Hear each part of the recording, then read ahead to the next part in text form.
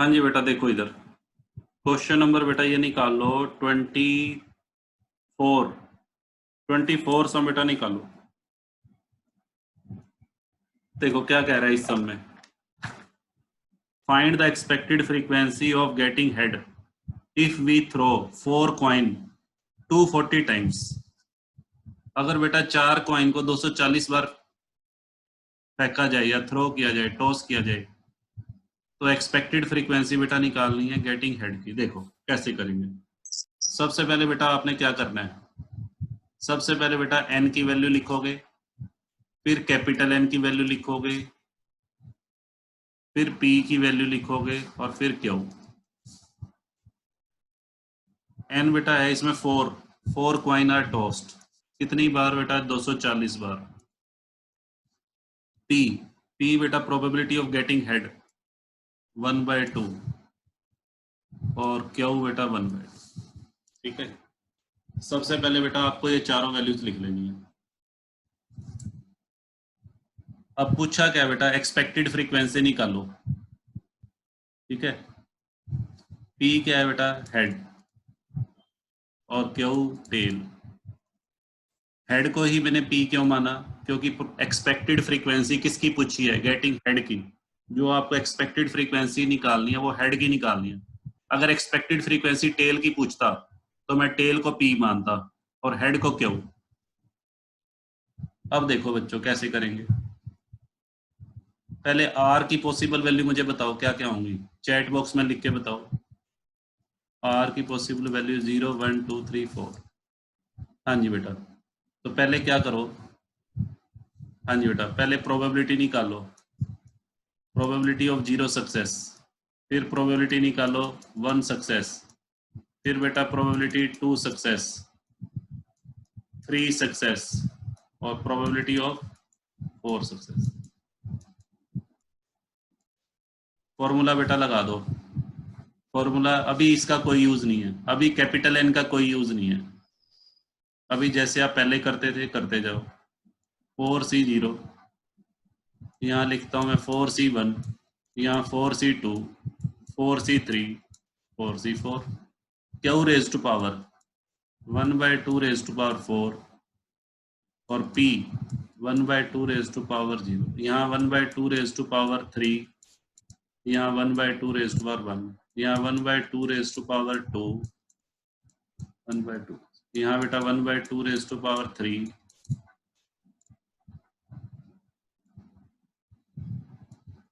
यहाँ बेटा 1/2 raise to power 0। लो बेटा इन चारों की वैल्यू निकाल लेते हैं। ये 1/16 आएगा, ये बेटा 4/16 आ रहा है, ये आएगा 6/16, ये बेटा 4/16 और ये 1/16। ठीक है, इन सभी का टोटल देख लेना, टोटल 1 आना चाहिए। हाँ जी बेटा, चलो ये बेटा आ गई प्रोबेबिलिटी, ये आ गई प्रोबेबिलिटी ऑफ आर सक्सेस। अब हमें निकालना क्या है, हमें निकालना है एक्सपेक्टेड फ्रीक्वेंसी। एक्सपेक्टेड फ्रीक्वेंसी का बेटा कुछ नहीं करना, ये जो वैल्यूज आई हैं इन सभी को कैपिटल एन से मल्टीप्लाई। एक्सपेक्टेड फ्रीक्वेंसी का पहले फॉर्मूला लिखते हैं, ऐसे लिख लेना, N capital N multiplied by probability of r success, ये फॉर्मूला है। तो कैपिटल एन बेटा कितना है 240 और probability of r success first case में 1/16 इंटू 240। तो ये बेटा कैलकुलेट करना 15 आ जाएगा, 15। ऐसे ही बेटा नेक्स्ट 4/16 इंटू 240, ये बेटा 60 आएगा। अब 6/16 इंटू 240, हाँ जी बेटा ये कितना आएगा 90। ऐसे ही 4/16 इंटू 240 60 और लास्ट वाला बेटा 1/16 इंटू 240, ये आंसर आ जाएगा। ये बेटा सारे आंसर हैं, चेक कर लो, क्वेश्चन के आंसर बेटा देख लो बुक में।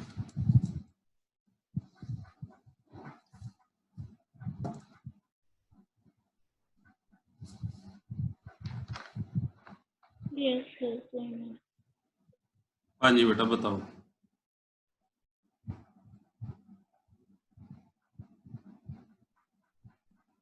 हाँ जी बेटा, क्वेश्चन नंबर इस पे आ जाओ एक बार, 26 सम पे आ जाओ बेटा, 26 सम एक बार निकालो। 26 क्वेश्चन में 5 coins are tossed 100 times, 5 coin को बेटा 100 बार टॉस किया गया। Calculate expected frequencies. नीचे बेटा आपको एक टेबल दी हुई है, देखो नंबर ऑफ हेड और ऑब्जर्व्ड फ्रीक्वेंसी। 26 क्वेश्चन में बेटा नीचे आपको एक डिस्ट्रीब्यूशन दिया हुआ है, एक्चुअल डिस्ट्रीब्यूशन। जब ये चैप्टर शुरू किया था तो मैंने दो तरह के डिस्ट्रीब्यूशन बताए थे, एक्चुअल फ्रीक्वेंसी डिस्ट्रीब्यूशन और थियोरेटिकल। एक्चुअल डिस्ट्रीब्यूशन दिया हुआ है बेटा, वास्तव में एक्सपेरिमेंट परफॉर्म किया हुआ है। वास्तव में 5 सिक्कों को 100 बार बेटा टॉस किया गया और उसका रिजल्ट दिया हुआ है। देखो रिजल्ट क्या दिया हुआ है, देखो। हाँ जी बेटा, इधर देखो।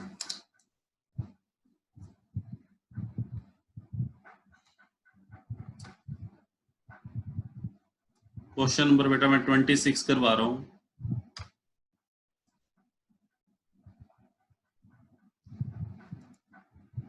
देखो क्या कह रहा है। हाँ जी बेटा, 5 कॉइन को कितनी बार टॉस किया बेटा, 100 बार। हेड, हेड बेटा मेरे लिए सक्सेस है। नीचे हेड की बात चल रही है, देखो हेड। और टेल को बेटा फेलियर।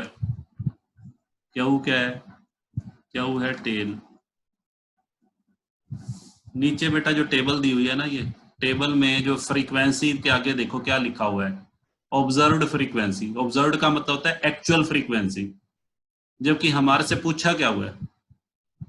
ऊपर बेटा देखो, ऑब्जर्व्ड फ्रीक्वेंसी तो हमें गिवन है और हमारे से पूछी क्या हुई है, एक्सपेक्टेड फ्रीक्वेंसी। तो बेटा हमने कुछ भी नहीं करना यहाँ पे, आपने पिछले क्वेश्चन की तरह, नीचे जो टेबल दी हुई है इसका कोई यूज नहीं है आपके लिए। ये बेटा नीचे ऑब्जर्व्ड फ्रीक्वेंसी वाली टेबल का आपके लिए कोई यूज नहीं है। आपने जस्ट आर की वैल्यू लिख लो। आर की वैल्यू क्या क्या हो सकती है, आर की वैल्यू बेटा क्या क्या हो सकती है इस क्वेश्चन में बताओ। हाँ जी बेटा, आर की वैल्यू 0 1 2 3 4 5। हाँ जी बेटा, आर की वैल्यू बेटा हो सकती है 0 1 2 3 4 5। तो आपने पहले की तरह ही बस जीरो हेड करो, आप ही करो। चलो इसको पहले जीरो हेड की प्रोबेबिलिटी निकाल के दिखाओ, फिर 1, फिर 2 3 4 5 और फिर लास्ट में जो भी आएंगी उसको 100 से मल्टीप्लाई करते जाना, आंसर आ जाएंगे बेटा। करके देखो आप करो सभी बच्चे, मैं वेट कर रहा हूँ।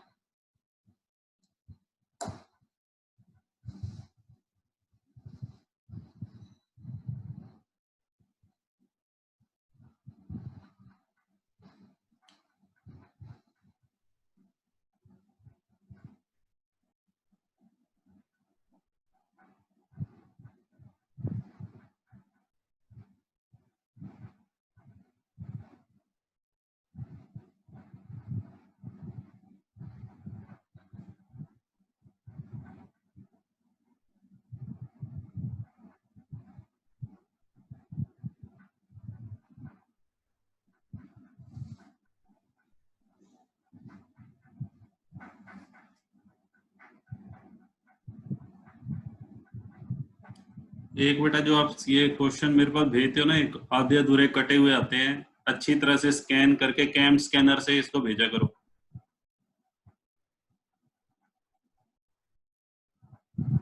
मेरे को पढ़ने में प्रॉब्लम होती है इन क्वेश्चंस को।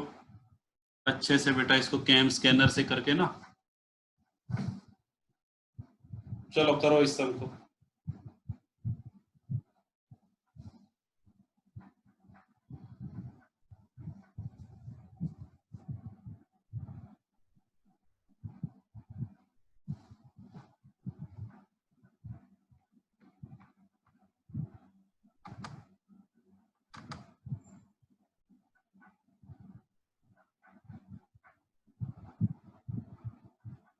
यही आ रहा है सर, हाँ जी, यही आ रहा है आंसर, आंसर सही आ रहा है या नहीं आ रहा। सही आ रहा है सर। हाँ तो बढ़िया है, सही आ रहा है तो सारे पार्ट्स को, सभी पार्ट्स हो गए। जीरो। Yes sir. हाँ चलो अच्छी बात है।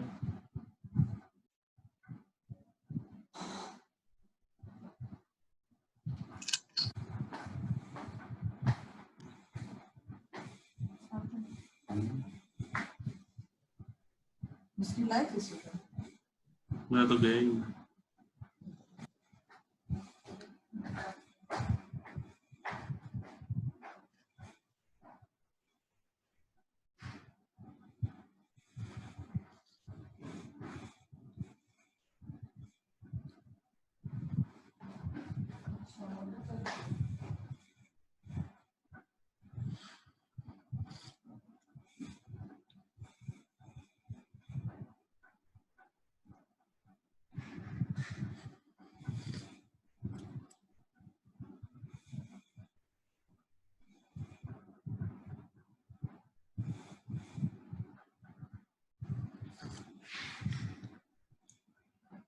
अभिनंदन कह रहा है सभी का आंसर पॉइंट्स में आ रहा है, डेसिमल में आ रहा है।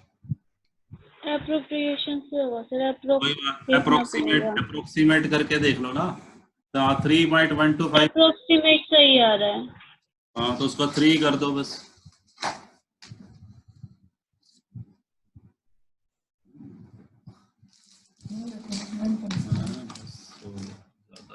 खतरनाक है ये।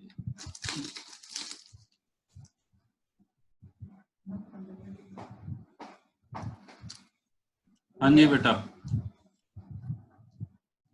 हाँ 15.625 आ रहा है तो 16 कर दो ना। 15.6 है, राउंड फिगर में कन्वर्ट करना नहीं आता। कर दिया सर। सुमित 15.625 को 16 कर देंगे।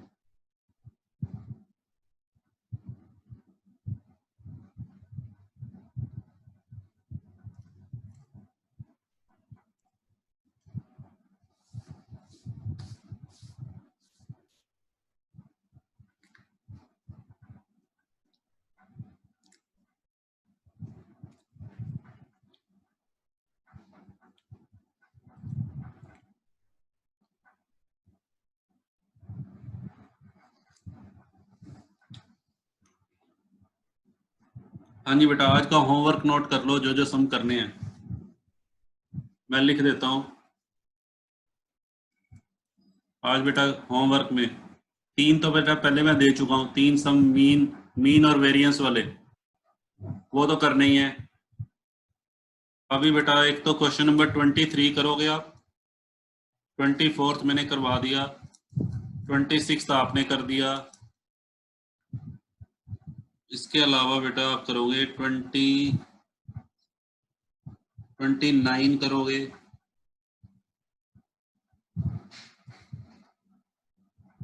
और क्वेश्चन नंबर 30 करोगे। 30